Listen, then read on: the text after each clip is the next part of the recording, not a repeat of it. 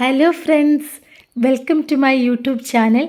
ഇന്ന് ഞാൻ വന്നിട്ടുള്ളത് എമ്പതി അഥവാ സഹാനുഭൂതിയെക്കുറിച്ചുള്ള ഒരു കഥ പറയാനാണ്.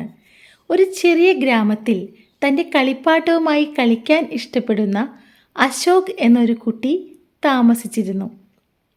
ഒരു ദിവസം അവൻ പാർക്കിൽ കളിച്ചുകൊണ്ടിരുന്നപ്പോൾ കളിപ്പാട്ടങ്ങളില്ലാത്ത രവി എന്ന മറ്റൊരു ആൺകുട്ടി അബദ്ധത്തിൽ അശോകിൻ്റെ ട്രക്ക് തകർത്തു. രോഷാകുലനായ അശോക് രവിയോട് ആക്രോശിച്ചു. എന്തിനാ ഇത് തകർത്തത്? ഇതായിരുന്നു എൻ്റെ പ്രിയപ്പെട്ട കളിപ്പാട്ടം. രവി കണ്ണീരോടെ ക്ഷമാപണം നടത്തി. തനിക്ക് ഇതുവരെ സ്വന്തമായൊരു കളിപ്പാട്ടം ഇല്ലായിരുന്നുവെന്നും അതുകൊണ്ട് കുറച്ചു നേരം കളിക്കണമെന്നും പറഞ്ഞു. രവിയുടെ കണ്ണുകളിലെ സങ്കടം കണ്ട് അശോകിൻ്റെ ദേഷ്യം മങ്ങിത്തുടങ്ങി.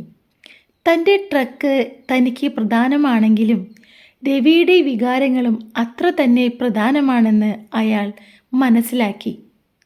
ഒരു പക അടക്കുന്നതിനു പകരം അശോക് രവിയുടെ അരികിലിരുന്ന് പറഞ്ഞു, കുഴപ്പമില്ല, ഞാനത് ശരിയാക്കാൻ ശ്രമിക്കാം. ശരിയാക്കി കഴിഞ്ഞാൽ നമുക്ക് ഒരുമിച്ച് കളിക്കാം. അശോക് വൈകുന്നേരം തൻ്റെ ട്രക്ക് ശരിയാക്കാൻ സമയം ചിലവഴിച്ചു. പിറ്റേന്ന് അറ്റകുറ്റപ്പണികൾ തീർത്ത ട്രക്കുമായി അശോക് പാർക്കിൽ തിരിച്ചെത്തി. ഇതാ, അശോക് പറഞ്ഞു, നമുക്ക് ഒരുമിച്ച് കളിക്കാം. രവിയുടെ മുഖം സന്തോഷത്താൽ പ്രകാശിച്ചു. രണ്ട് ആൺകുട്ടികളും മണിക്കൂറുകളോളം ട്രക്കിൽ കളിക്കുകയും ചിരിക്കുകയും തമാശ പങ്കുവയ്ക്കുകയും ചെയ്തു. അന്നു മുതൽ അവർ അടുത്ത സുഹൃത്തുക്കളായി.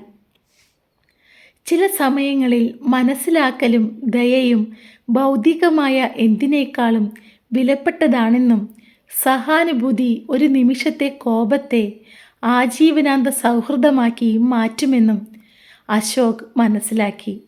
മറ്റുള്ളവരുടെ വികാരങ്ങൾ മനസ്സിലാക്കി ദയയോടെ പ്രതികരിക്കുന്നതിലൂടെ സഹാനുഭൂതി സംഘർഷങ്ങളെ എങ്ങനെ സുഖപ്പെടുത്തുമെന്നും ആഴത്തിലുള്ള ബന്ധങ്ങൾ വളർത്തിയെടുക്കുമെന്നും ഈ കഥ നമ്മളെ കാണിക്കുന്നു. Thank you.